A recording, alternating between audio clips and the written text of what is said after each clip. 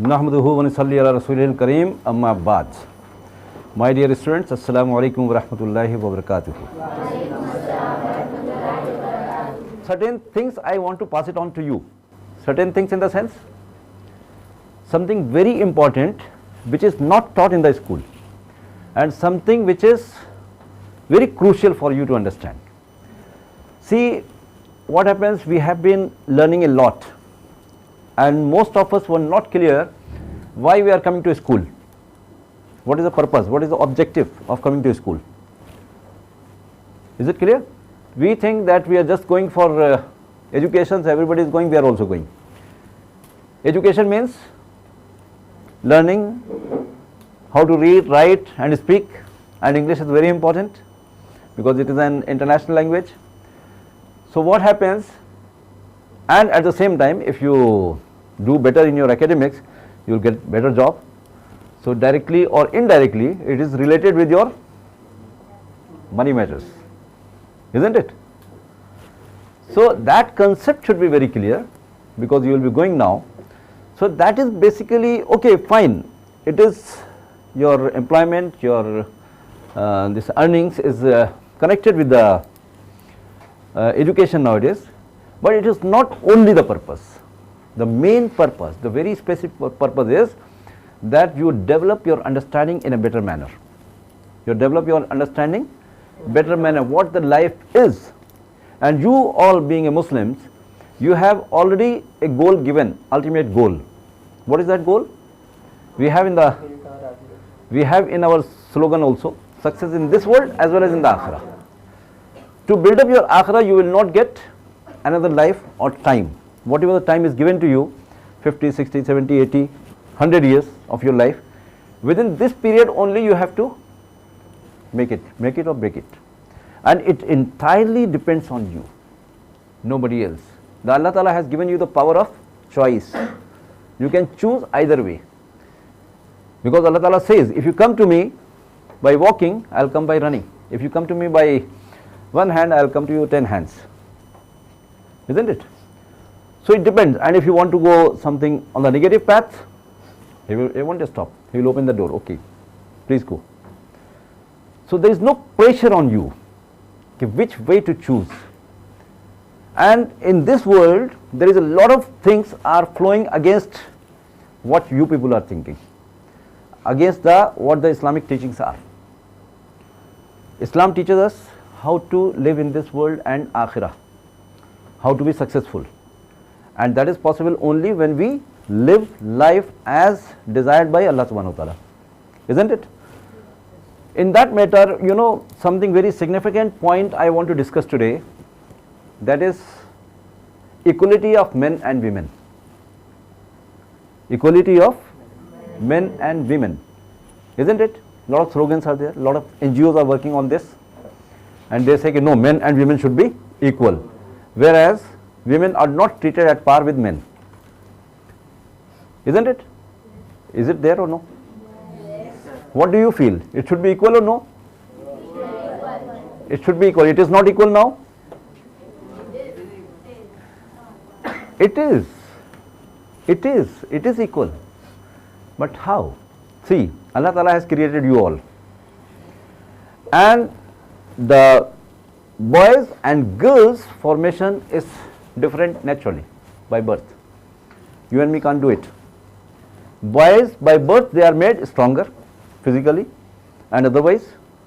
Girls are made delicate, soft. They have been given certain different qualities. Men have been given something different quality. Although they are as far as human beings, they are human beings. But there is a difference. There is a difference. In all the ways, you look at the boys and girls, there is a difference. So that difference does not mean that you are not equal. However, no organization can run where two heads are there simultaneously. Where? Two heads. In the olden days in Urdu, I have read one poem, अगर दो खुदा होते संसार में, अगर दो खुदा होते संसार में, तो क्या होता? तो दोनों आपस में झगड़ते, एक कहता मैं बारिश कराऊंगा, वो कहता कि नहीं आज बारिश नहीं होनी है, आज कहते मैं तेज़ हवा चलाऊँ, करें नहीं आज तेज़ हवा नहीं होनी है, तो वगैरह वगैरह. तो there is always contradiction. Similarly happens any organization you take it, either country, small organization, big organization, school or anything you take it, if there are two heads with the same powers, it will not run, it will collapse.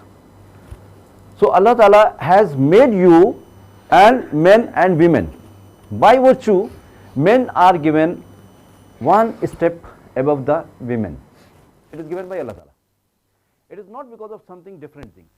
They have been given more responsibility to be successful in Akhirah, and the women have been given less responsibility to be successful in Akhirah.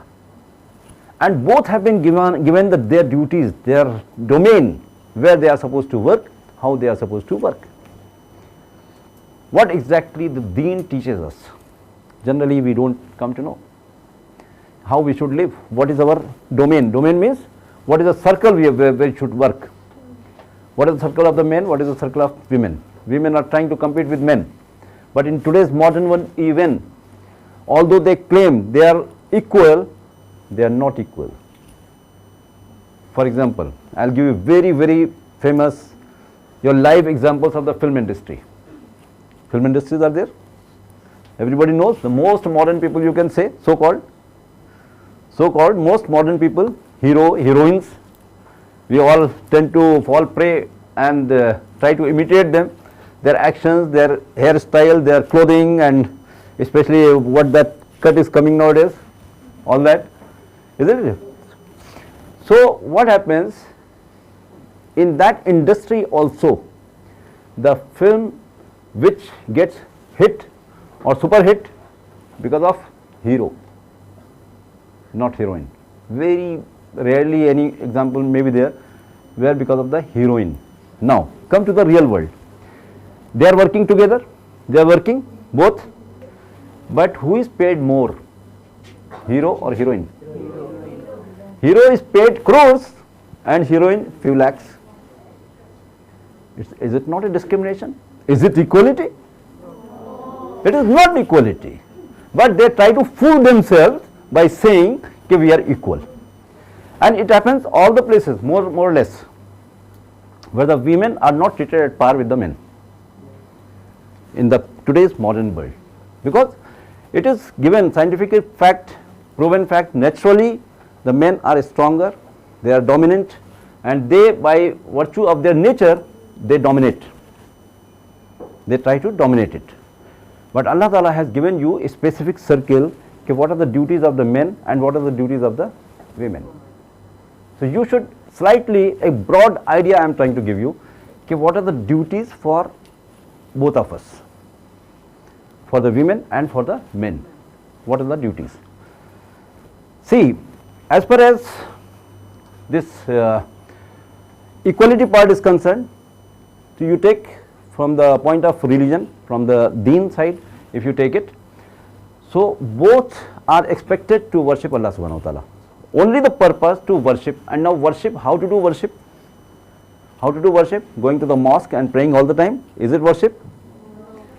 That is also worship. But all the time, if the way the Allah Ta'ala and His Prophet has shown the way, if you pass your life, so all the 24 hours will be counted as your worship. You will be in worshipping Allah Subhanahu wa Ta'ala. Now what is the difference? For example, I will give you one small example, okay, how this difference comes in equality. Difference in equality. Namaz, for example, take namaz. Is it expected from only from men or only from women? It is expected from both. And if it is expected from both, then is it equally or not equally? It is, equality is there, but there is a difference. There is a difference. Now difference I will try to explain you, so you will understand better. For men, where the namaz is more appreciated, with Jamaat or in the mosque, and where the women's namaz is more appreciated, at home, and in the home also in one side corner where she can hide yourself. The meaning of aurat, you understand what is the meaning of aurat in Urdu? Aurat means something hidden. that meaning itself says that something hidden is there. And precious things, whatever the precious things are there, do you highlight them or you try to save them and keep it safe? Any precious thing, for example, you are having 2 lakhs rupees in your pocket, what will you do? You will go like this. What you will do? You will hide it in a pocket and pocket के ऊपर से भी pocket पकड़ के रखो, कैसा ना हो खींच के ले जाए. Isn't it? Because you know the value of money. So you will hide it. Same is the case given with the women. See, men are made stronger and the girls, by virtue of their birth, they have attraction, they have a different physique, they have been designed for a different purpose altogether. So what happens, this difference is there, equality is there, but difference is there. Similarly, the women have not been given any responsibility to go to mosque or say azan. They cannot lead a prayer, they cannot lead a namaz, that all these restrictions are given. Similarly, roza, fasting, it is equally is there, everybody has to do it, but there is a difference again. Okay, so that difference, you know it. So girls are given little relaxation, so they can even keep the fasting, they can go for the fasting even after the Ramadan is over. So there is this thing. Similarly, Hajj also, it is equally fard, equally compulsory, obligatory for both men and women, but there is a difference. What is the difference? The women cannot go for Hajj without a mahram. Mahram, you know? Yes. Who is close to you? Your father, your brother, mother. So one mahram means gents, male member, because male is always protector, becomes a protector, because you being a very precious gem of the society, so men are given the responsibility to protect you in all ways, in all the ways. So protection has to be provided by the men, not by the women. They cannot be, I am very bold, I can go alone. No, not allowed, because then miscreants will take advantage of it, and many sins, many crimes are taking place because of this looseness. Even in the night also the girls travel alone, and many incidents take place because of this looseness. You are getting my point? So what happens, you have to be little open about this. And not only that, when it becomes farz on women, Hajj for example, Hajj it becomes farz only when you have the amount of money with you to travel for Makkah and come back. Not only that, you must have the expenses of your, not family, the mahram who is accompanying you. In case if you are under your parents will spend on you, they will take you. When you get married, your husband will spend on you. So likewise, if you have the sons, big grown up sons, they will spend on you and they will accompany you. That is a different case, they will do it. But it becomes farz on women only when they earn and have that much of money, otherwise it is not farz, even on the women. So you should be very clear about these things. Then comes zakat, for example. You have a lot of gold, especially the girls, you know, they have a lot of jewelry. So zakat is farz even on the men and women also. How will they pay? Because they are not earning, they are sitting at home. What is the funda for that? How they will pay the zakat? If they have 20 tola gold, or maybe 50 tola gold, the parents have given, so how they will pay the zakat?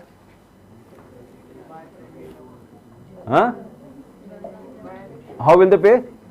So it is a very simple thing. These responsibilities start when you get married, especially on the girls. As long as you are with your parents, so they will take care of you. There is no problem in it. So who will pay? So it is better to maintain good relation with your husband. He will pay the zakat. Happily they will pay for you. And if they don't pay, for example, or your parents don't pay, then what will happen? Then you have to sell out some part of your gold and pay the zakat. It is obligatory on each and everyone. Similarly, the men, with men also, they have to spend and give the zakat to as specified. So equality is there, but with a difference. Then comes for your earning part, for example. Regarding earning, this financial burden Allah Ta'ala has not put on women. There is the sole responsibility of making money of gents. That is Islamic point of view I am keeping before you. It is not the responsibility of the women to earn money. If anybody is coming and acquiring education with the intention of joining some service or making a lot of money or something, thinking that they are equal with men, foolishness. You are learning, you are getting education, that's all. That is very different in the sense that you have to get a broad vision, you have to take care of your family, and when I mean to say family, when you get married, that time it is family. Otherwise you are under the protection and under the supervision of your parents. Your father is there to earn money. So many women think that women should be self-supporting. She should be earning a lot of money, so that in case if any eventuality happens, so she should be able to stand on her own feet. For example, somebody gets married and the husband died after some time, then what will happen? See, the Islam has prescribed each and every aspect in detail. As long as you are in the custody of your parents, it is the responsibility of the father to take care of you. When you get married and go to your husband's house, then husband is taking care. And in case if the husband died or something happens, then if the lady is grown up and she has the sons, they will take care of her. If not the son, then father will take care. If not the father, then brothers are there. All the mahrams, gradually it will go. All those people who are close to her will take care of her. It is not a slightest burden has been put on the women to make money, to earn money for them. This is the most important aspect. You are the maid queen of your houses. You have been given a lot of responsibility at home. And one small passage to Jannah. What is that small passage? Shortcut to Jannah. Especially I am talking to you all youngsters. So you should know what is the shortest passage. In the hadith, Huzur Sallallahu Alaihi Wasallam said, whose husbands died happily with her wife, he was happy with her wife, that woman can enter Jannah from any door she likes. That option she will be given. If you are so much faithful, obedient to your husband, you can walk through Jannah through any door you like. So much of liberty and freedom is given to the women. Whereas, contrary to this, nowhere it is mentioned that man will walk to the Jannah if his wife was happy with him. Nowhere it is given. So you have been given a very shortcut, in fact. You have to keep one person only happy and get into Jannah. You have to be faithful, you have to be loyal, you have to be taking care of her belongings, her house, so many things, isn't it? At the same time, the gents have been given more responsibility. It is difficult for them. Okay, what are the things they have to do? So very first thing, see, the deen can be divided into three parts to practice. Number one is, you should practice deen in your life. Whatever you have learnt, you must practice it. Practicing how? Whatever the things have been told to you for ibadah and other things, you have to apply on yourself and your family. Then number two comes, you have to spread the message of Allah. You have to invite others to Islam. And how they will invite? Because the mission of the Huzur Sallallahu Alaihi Wasallam is not complete. Because that responsibility on the day of last Hajj, the sermon of the Hajj, that responsibility he has passed on to the Ummah to pass this deen to the people who are not available here. Isn't it? So that responsibility lies on our shoulder. It has to be carried out further. You have to transform, pass on this information to the next generation coming in. What I am trying to do is the same. I am trying to pass the information what I have got from my forefathers, whatever I have learned. So ultimately I am passing on this baton to you. Now you will take forward. After few days, body will loosen, and like everybody, we will also go to the grave. But Allah Ta'ala will question me there, okay, what you did. You have so many students before you. They were leaving. What I did. So I am passing out this baton to you, that you carry this baton for the next generation. Wherever you go, you spread the message of Islam to all the people. So this responsibility lies on the men again more compared to women. There also equality is there. They are also supposed to do it. But again, there has to be some difference, because they are protected. They are precious.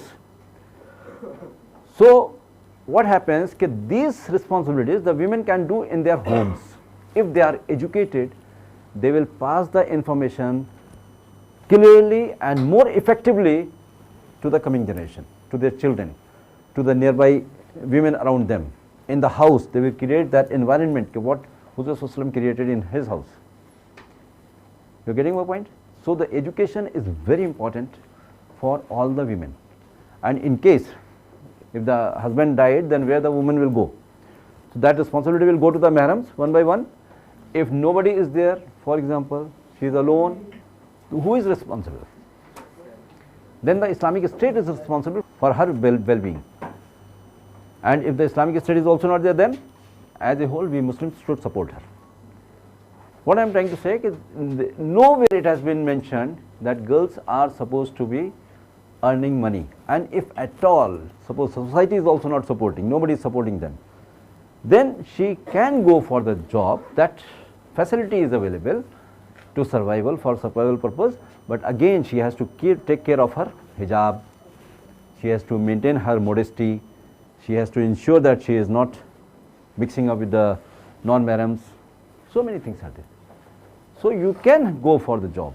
So basically, job should not be a criteria for the women, and men should be very strong to make money, because you have to sweat it out. For making money, it's not easy. Simply you cannot. So you have to be stronger, more strong. You have to learn all techniques, skills, develop yourself, personality and everything. Competition is very tough. And then you can do it. It is possible. And everything, people do it. But you have to groom yourself in such a way that you are able to face the challenges of life. Okay? So then comes, you have to spread the deen. Now, gents, for example, it is more, again, spreading the deen.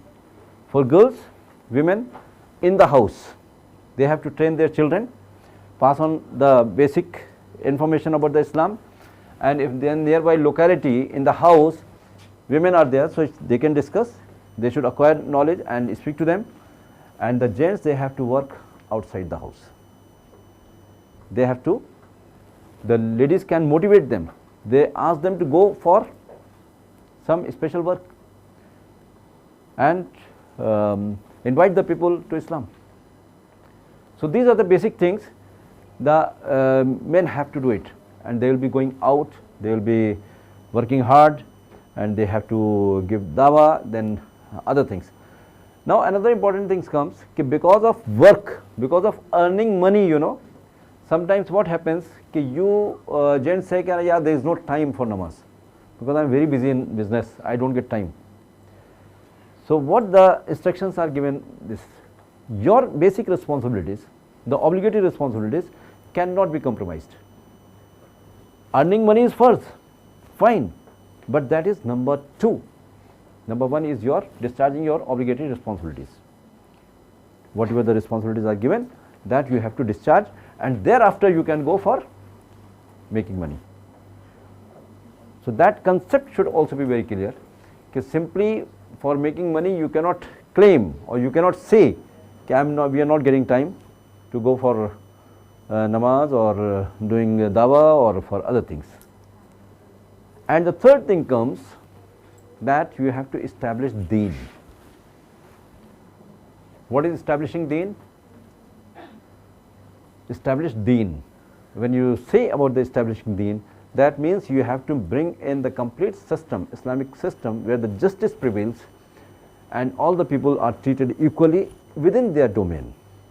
Whatever the area they have been given, there they should be working, and it should not be felt, especially the girls and women, because of they get carried away with the negative publicity by the media and other people, you know. They think that they have been mistreated, they are inferior. No, you are the most important people, most precious. If somebody says like that, that is wrong. So you are grown up now, so I thought of passing on this information to you. And for establishing deen, you have to work hard, you have to struggle hard, you have to bring in the system where the justice is done with all the people. Right? Something is clear or no? Eh? So that is a basic responsibility that we, all of us, we have, and we should be able to discharge it effectively.